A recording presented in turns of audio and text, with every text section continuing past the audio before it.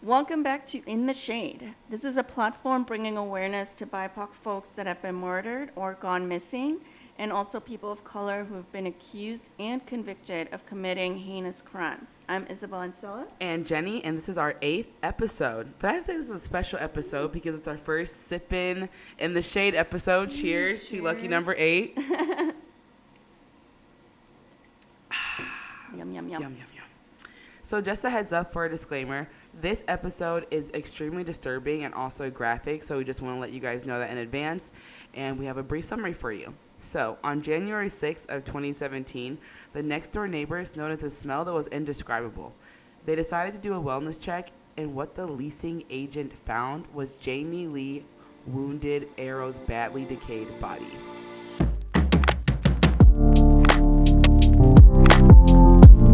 All right, so let's start the episode off with kind of like introducing Jamie Lee Wounded Arrow. She had recently moved to Sioux Falls for a fresh start, and at the time of her death, she was 20 years old, and she was also a member of the Oglala Lakota tribe and was part of a group in Sioux Falls for Two-Spirit and Allies. And they also released a statement on Facebook mourning her loss. So Jamie Lee Wounded Arrow is originally from Pine Ridge, but she had a new job, so she moved to Sioux Falls, and she loved that job, and she had just adopted 2 kittens, so she was, thriving. She was, as already mentioned, an active member of the Sioux Falls Two-Spirit and Allies, which is a local group providing support to and promoting education about Two-Spirit individuals and culture.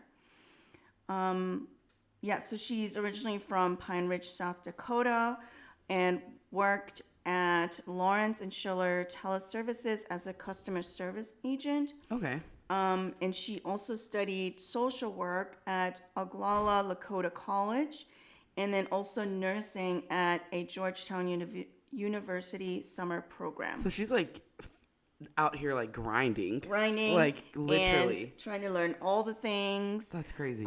Supporting like different organizations and uplifting folks that are meaningful to her. Wow, that's incredible.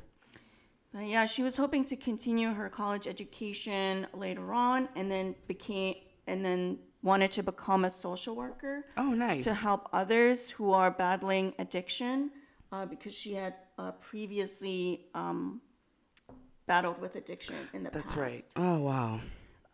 But yeah, as we already mentioned, she was part of the Two-Spirit and Allies group. So Wounded Arrow identified as a transgender woman, something that all the people around her were aware of. Mm-hmm.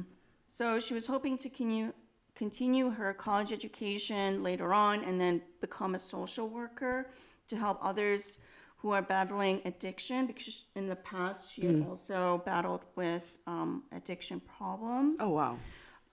But as already mentioned, she was part of a Two-Spirit and Allies group, promoting education about Two-Spirit individuals and culture, because she herself identified as a transgender woman. Oh, wow.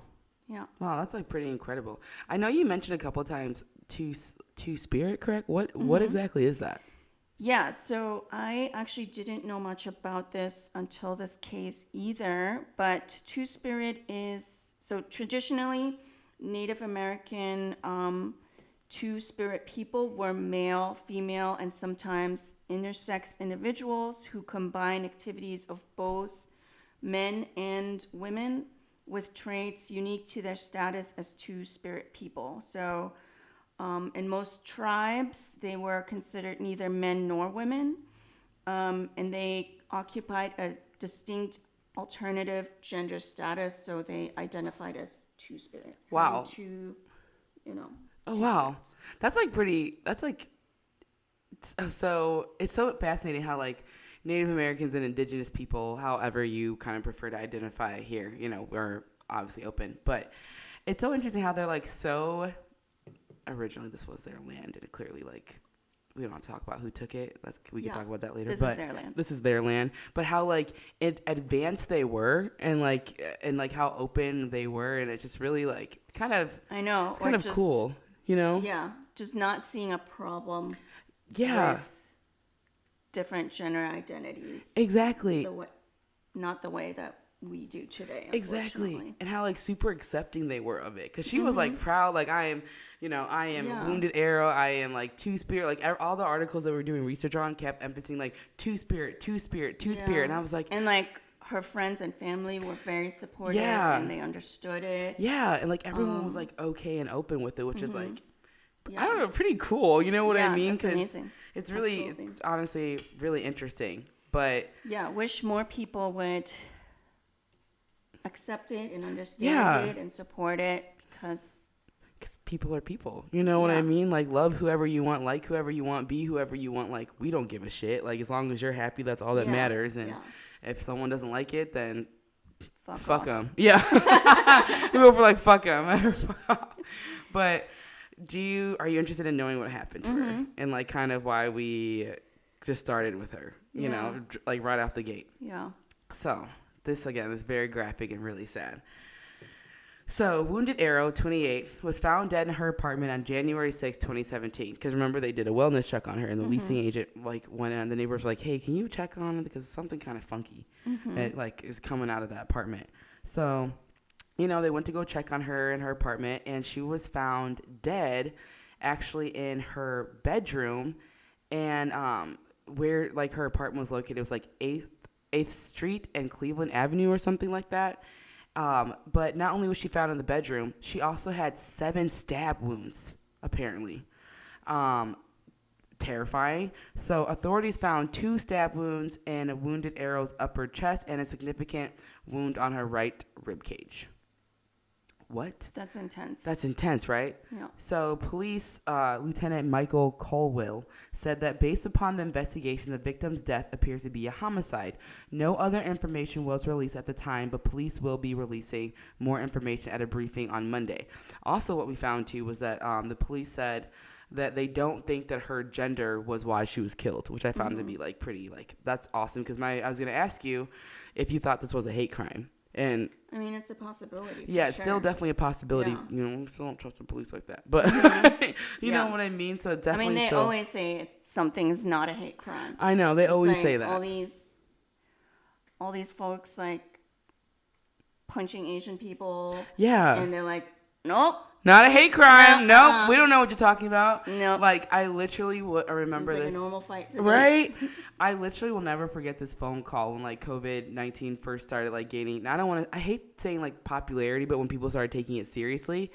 And my friend who was from Wuhan, I know she's from like the Beijing area, but now she lives in Wuhan. She may have, because she got a new job. Anyways, but when she, like, called me bawling her eyes out in Chicago, and people were, like, blaming her for, like, COVID-19.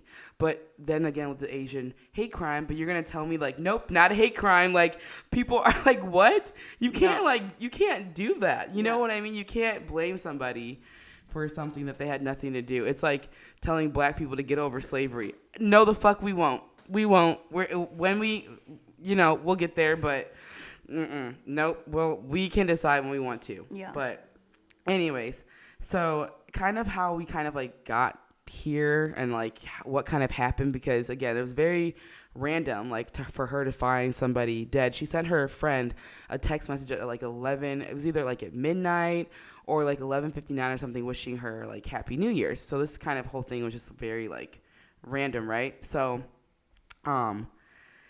this random guy, Leclerc, and Wounded Arrow, like, kind of knew each other. He had, like, a pretty intense criminal past, and they actually met at a halfway house. We were talking about before how, like, we couldn't find articles exactly how they knew each other, but we know that he was, like, out on, like, parole or something, and, like, so after he was in prison, he had to go to the halfway house, right? Like, and so we don't know why Wounded Arrow was there. We have honestly could have been, like, helping people. Yeah, we have no idea. Could be part of her social work activities. Exactly. We have, like, no idea.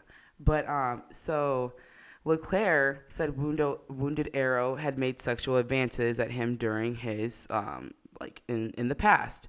So okay, that's interesting. But then this next part gets like even kind of weirder based on his statement during his pretrial. He said that LeClaire, so again, this is like he made that statement during his pretrial about her making sexual advances. Now we're both gonna start chatting with you guys about kind of what happened, like what the story, like why did he kill her? Because it was just so random. So LeClaire is seen entering Wounded Arrow's apartment building around 3:30 a.m. and leaving around 4:40 a.m. on January 1st of 2017. The footage also indicates that LeClaire had walked by Wounded Arrow's apartment door, wasn't let in, and then walked around outside the building to tap on her window to let him in. Weird, because like it's 2017, so we all have cell phones. Yeah. You know, like even I feel like when you get out of like prison, you still have some way of communicating people, but I guess maybe she was already sleeping and you wanted to like wake her up or yeah, something, because that's at 3:30 a.m. I guess it's also New Year's Eve, oh okay, that's fair. I didn't even think about that. but still, yeah. But weird, right? Because like if I'm coming over to your house at like 3:30 a.m., you would like know that I was coming. Like I wouldn't just show up and be like, "Hi, I'm here for like popcorn." You'd be like, "No, ho, you need to go home." Like, you know what I mean? So, anyways, that was like kind of weird. But we'll keep and going. then I guess he, there's like other video recordings of him from around the apartment complex. And there's a video of him walking into the apartment building wearing a black hoodie and white shorts and white tennis shoes. But then after he leaves Wounded Arrow's apartment around 4:40 a.m., about an hour after he arrived, he's leaving in the same hoodie but in black pants and different shoes, and then just carrying a pair of shoes. Yeah, see, that's like very strategic, and you knew what you were doing. Yeah, like that's premeditated for sure. And then he can also be seen tossing items into a wooded area near Wounded Arrow's apartment. And then those shoes and Wounded Arrow's wallet were then found in that wooded area. That's so crazy. And then later on, they did some testing on Wounded Arrow's body, and they found LeClaire's blood on her body and on the bloodied black sweatshirt that he ditched in a construction zone. Yeah, that's so crazy. So he like left the apartment building. And then, let her body decay in her apartment. And then after they did the wellness check, they suddenly started looking for him. And then 2 days after that wellness check, wasn't he found like a laundromat or something? Yeah, he was found in a laundromat and then arrested there. That's so crazy. So, that part is interesting. Also, too, like we do want to emphasize too that like we didn't want to give too much light to him because I felt like this case was so dark. But his name is Joshua Rayvon LeClaire, so we keep saying LeClaire is his last name. But during this kind of like his trial, his case, because for me it kind of feels like it all happened so fast and kind of like sporadic. But like kind of during his his case, or like what else was kind of going on at the time, was like also weirdly insensitive, because there were some things that were insensitive, but also some things that were like kind of, I don't know, like just weird. So like one of the things that was like really kind of crazy was this marks the second trans woman murder in 2017, and it happened in our own backyard, said by Danielle Wilcox, the president of the Center for Equality. And then while the investigation is like, obviously it's no longer going on, but we see that gender and race often play a role in the escalation of violence towards transgender people. But then it's interesting, like that was said, but then it was instantly ruled out that like her gender had nothing to do with it. So do you think it was like... she said that was like it was only like the 6th of the year, and Yeah. it was already the second murder that they of knew year. about, right? Yeah. But then we did some more research. In 2017, there were at least 29 transgender people who were fatally shot or killed by other violent means. Which is so crazy. Like, That is so honestly, so fucked so up. fucked. Like, so fucked up and crazy. And then, okay, so now that you just mentioned the 2017 about the 29 transgender people that were fatally shot, during this time or around this time, South Dakota State Attorney General created a bill similar to North Carolina's, more commonly called the bathroom bill, was implemented to force trans students to use a bathroom corresponding to their birth assigned gender. Like, you cannot do that. Like, that's not, like, you can't force someone to use the bathroom with a gender that you want them to identify with. Yeah. Like, she literally had two spirits. You know what I mean? So, like, let her identify however she wants to identify, but to force like innocent children to use a bathroom that they don't feel comfortable with, and then potentially have people be like, oh well, so and so's transgender and like touch me in the bath. You know what I mean? How people like make up shit like that. Yeah. Why would you put like a child that's so vulnerable even in a situation like that? You know what I mean? Like, I don't know. It's because these people have no empathy. it's just like so fucked. Like, the world is literally fucked. We were talking about this before we kind of started recording, but I guess like I didn't really understand that. But you know what I found kind of even weirder was like LeClaire told police in an initial interview, wait, get a load of this. He was intoxicated the night of Wounded Arrow's death. He said that he blacked out and woke up later that morning at Meldrum Park with a cut to his hand. When detectives asked how he received the cut, LeClaire, who said he was blacked out, said Wounded Arrow struck him first. A detective who testified said in his experience a cut on LeClaire's hand was not one of defense from a stabbing attempt. Before I keep going, I have a quick question to ask you. Do you think this was a potential crime of passion, or do you think it still could have been like a hate crime? I think it could be either one, honestly. Okay. I mean, because he stabbed her so many times. I know. Like, they say, like, crimes of passion. They stab like... It's, like, very active and, Right. like, multiple injuries. So I could see it being a crime of passion. It's also interesting that he said that Wounded Arrow stabbed him first. Yeah, when he... Yeah. But it's interesting to see that the detectives ruled it out and said that the stabbing wound is not indicative of like a defense. Right. wound. Isn't that weird though? Like how... So it's like... Science can do crazy things. I know, science can do some crazy shit because like... Also too, if you're blacked out, how do you remember who stabbed you? You know what I mean? That's also Like, true. and then you're blacked out and intoxicated, but wait. But you can remember how you got stabbed?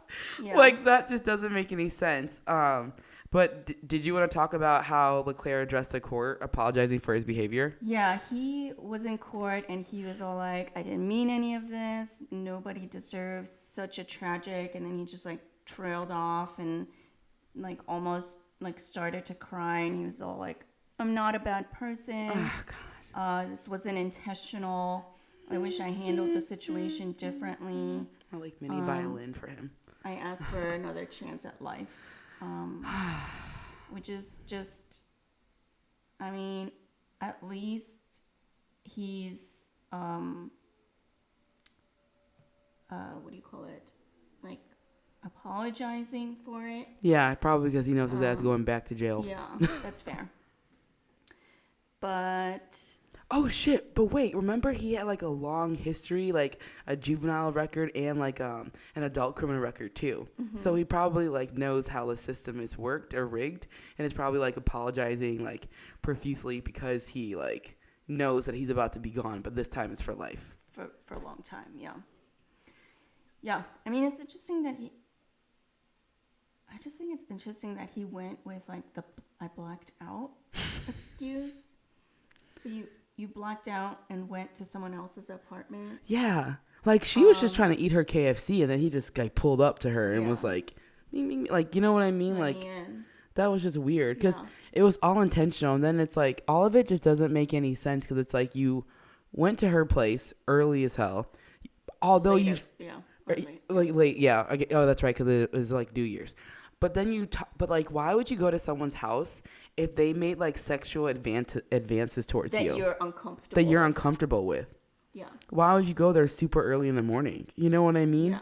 Like, that's really weird. Like, if you don't like. I mean, he might also be struggling with his own sexual orientation.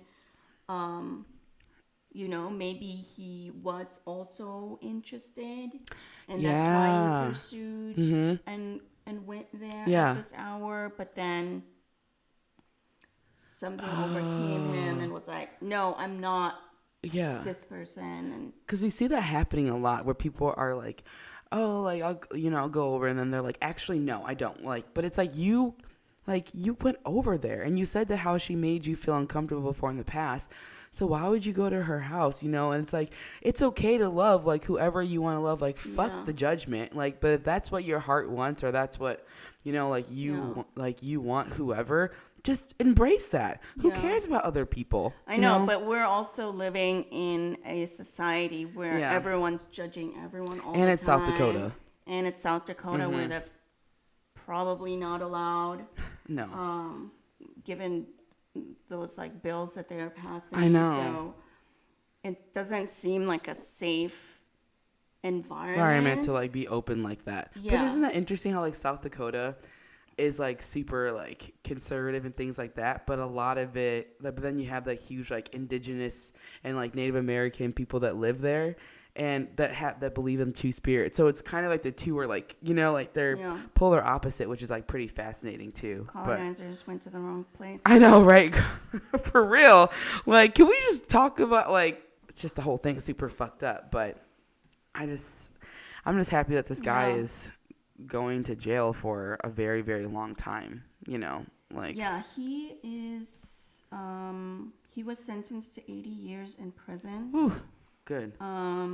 But he might be eligible for parole, at about 65 years. Should we like one day? But he'll be like in his late 80s by then. So. Should we one day do like an episode? Let us know if you guys are interested, like to talk about how like parole is like set up. It's like there's a whole mathematical system behind it. Is very fascinating to me. Like how like parole and like all this stuff. Have you seen Jailbird on Netflix?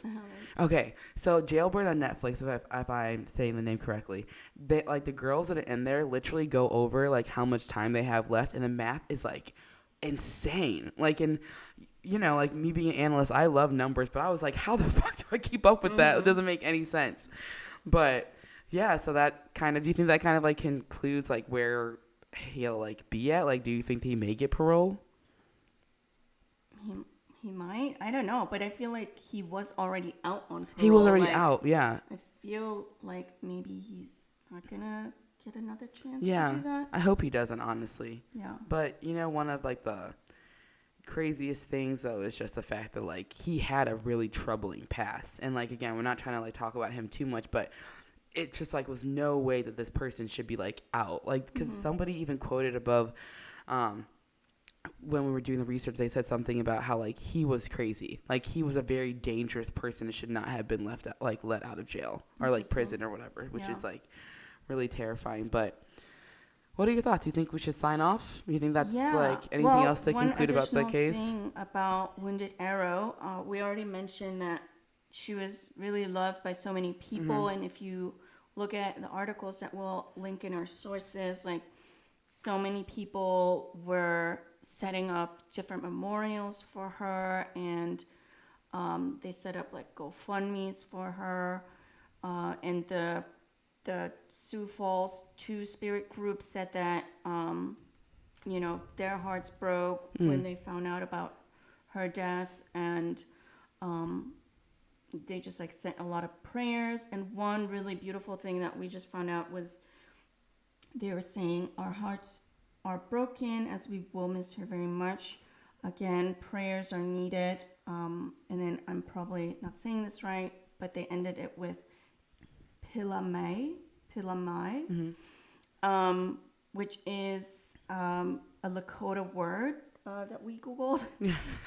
But it stands for something really beautiful. Yeah. And it said, Pilame stands for, I thank you from a heart full of love and gratitude. Oh, that's so which I sweet. think is so That's so beautiful. touching and like just super, super sweet. And it's like, it's just kind of sad to see that, that like even her sister Brenda Wounded Arrow said that she had goals.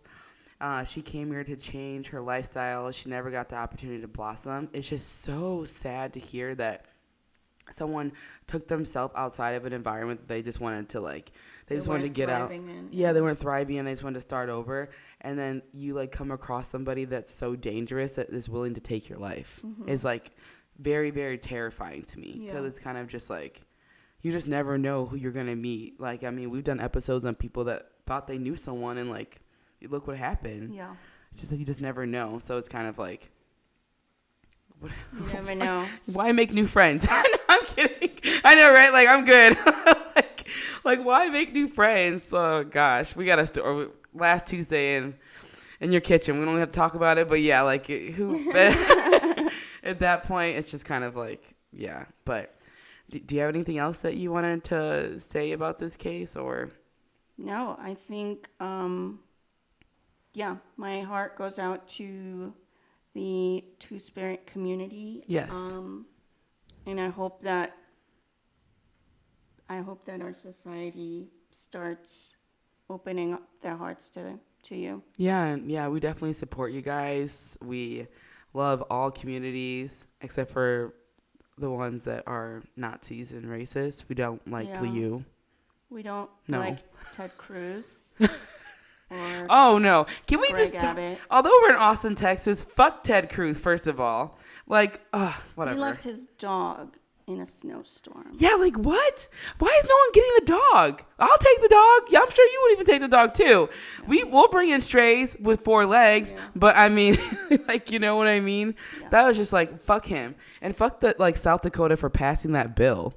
Like that's so messed up. Like to try to force children to pick like a gender and like make them feel already like uncomfortable. I don't know. It's just the whole thing doesn't make any sense to me. But I'm Jenny Wilson. And I'm Isabel Ancilla, and this is In the Shade. And thank you for listening.